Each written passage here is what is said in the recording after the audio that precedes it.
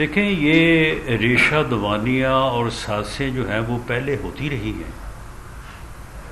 تو اب اس وقت جو صورتحال ہے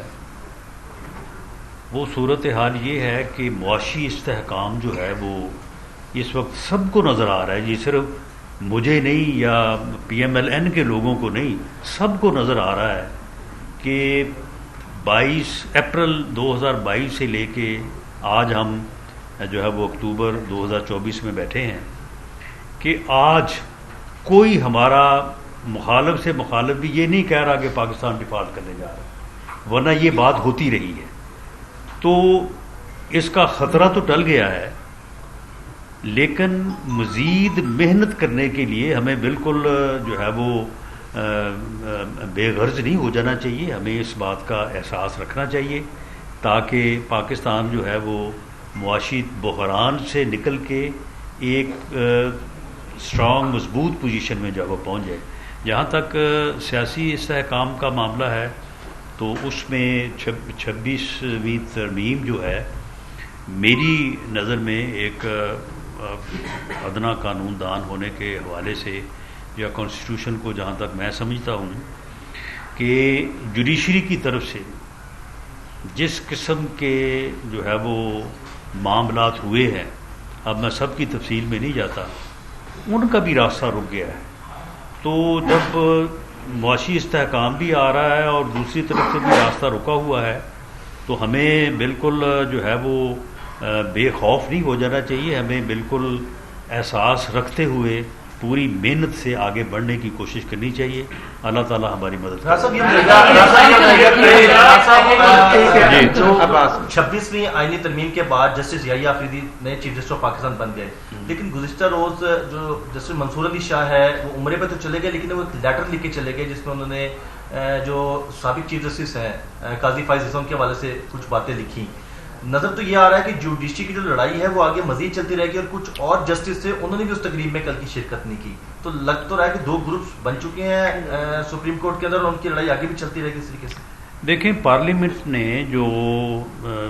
جسٹس یحییٰ آفریدی صاحب کا انتخاب کیا ہے یہ بہت ہی مناسب انتخاب ہے، اور اگر جوڈیشری کے اس پہلو کو کہ جو ہمارے انتہائی معزز جج صاحبان باہم دست و گریباں ہیں اور ایک دوسرے کو خطوط پہ خطوط لکھ رہے ہیں، اور ان خطوط میں ایسی گفتگو اور ایسے الفاظ استعمال کر رہے ہیں کہ میرا خیال ہے کہ گلی محلے میں بھی جب دو لوگ آپس میں دست و گریباں ہوتے ہیں تو اس قسم کی مثالیں، اس قسم کے لفظ شرمناک، گھٹیا لیول، یعنی اس طرح کی پڑھے لکھے لوگوں سے توقع نہیں کی جا سکتی۔ تو اس صورتحال میں یحییٰ آفریدی صاحب کا انتخاب جو ہے وہ اس لیے بہت ہی مناسب نظر آتا ہے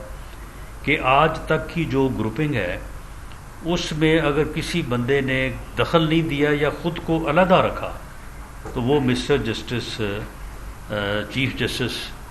محترم یحییٰ آفریدی صاحب ہیں۔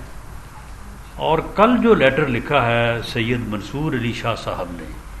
اور اس میں جو انہوں نے الفاظ اور جو زبان استعمال کی ہے، میں سمجھتا ہوں کہ انہوں نے پہلی مرتبہ، شاید اس سے پہلے بھی خطوط تو انہوں نے بھی لکھے ہیں اور ان خطوط کے جوابات جو ہے وہ قاضی فائز عیسیٰ صاحب نے بھی دیے ہیں، لیکن پہلی مرتبہ انہوں نے اپنے مقام کو بھی برقرار نہیں رکھا۔ وہ اپنے مقام سے، اپنی پوزیشن سے، وہ بہت ہی اچھے انسان ہیں، بہت اچھے جج ہیں، ان کے کریڈٹ پہ بہت اچھے فیصلے ہیں۔ کاش وہ کل کا یہ لیٹر جو ہے یہ نہ لکھتے، ان کا عمرے پہ چلے جانا ہی کافی تھا۔ ان کا عمرے پہ جانا جو ہے وہ سبھی کچھ بیان کر رہا تھا جو انہوں نے خط میں لکھ کے اور جن الفاظ میں لکھا۔ میں سمجھتا ہوں کہ انہوں نے اپنے آپ کو جو ہے وہ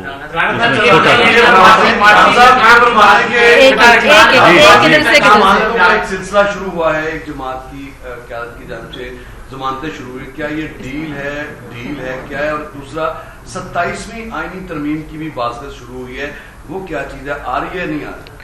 دیکھیں جہاں تک اپنا بشرا بی بی کی اور عمران خان صاحب کی دونوں جو بہنوں کی ضمانت کا معاملہ ہے، اس میں یہ ڈیل والی بات بالکل غلط ہے. ڈیل کس سے ہونی ہے؟ ہم سے ہی ہونی ہے نا، دوسری طرف ہم ہی ہیں. تو بالکل